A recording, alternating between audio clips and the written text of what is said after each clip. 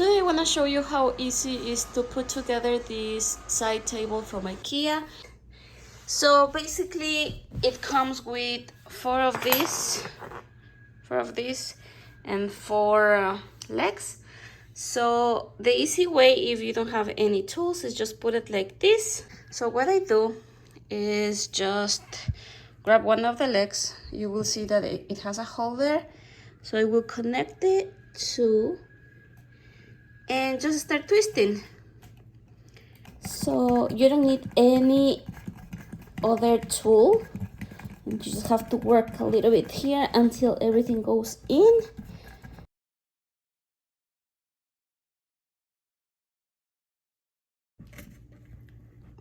And done. So now I have to do the same with the other legs, and pretty much that's it.